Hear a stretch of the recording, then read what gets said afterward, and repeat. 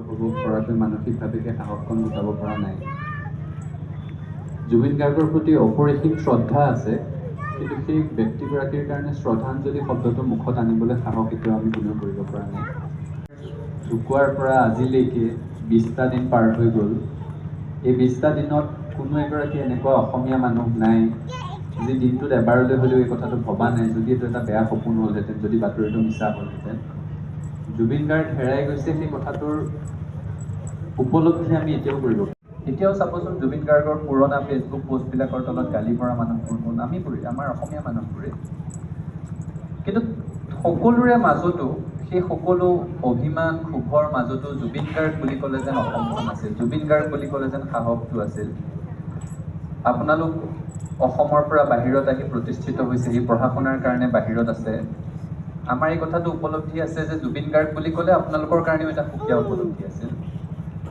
দিনটোৰ শেষত, ভাগৰুৱা দিনটোৰ শেষত জুবিন গাৰ্গৰ গান এটা শুনিবলৈ পোৱাটো আপোনালোকৰ কাৰণে অসমখন আছিলে। তেওঁৰ মাতটোৱে আমাক সকলোকে একাকাৰ কৰি ৰাখিছিলে।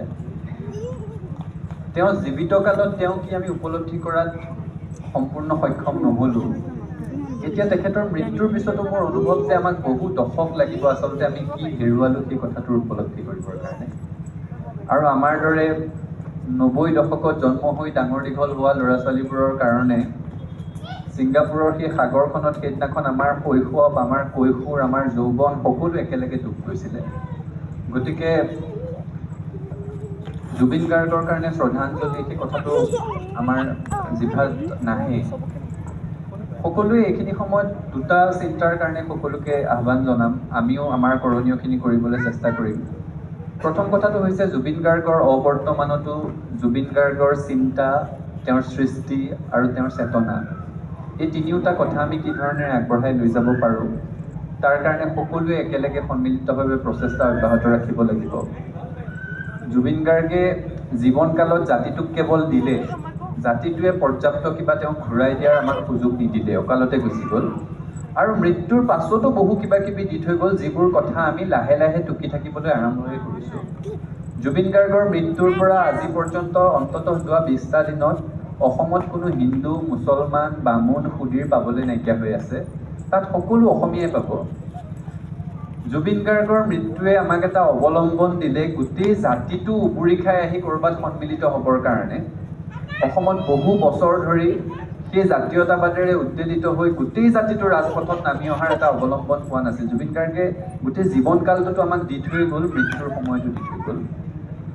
দ্বিতীয়টো কথা যিটো অত্যন্ত প্ৰয়োজন সেইটো হৈছে জুবিন গাৰ্গৰ ন্যায়ৰ দাবীত সংগ্ৰামখন। প্ৰতিগৰাকী অসমীয়া মানুহ, প্ৰতিগৰাকী জুবিন গাৰ্গৰ বিশ্বব্যাপী থকা অনুৰাগীয়ে দুটা প্ৰশ্নৰ উত্তৰ বিচাৰি আছে, কিয় আৰু কেনেকৈ। এই প্ৰশ্নকেইটাৰ উত্তৰ আমাক লাগিব।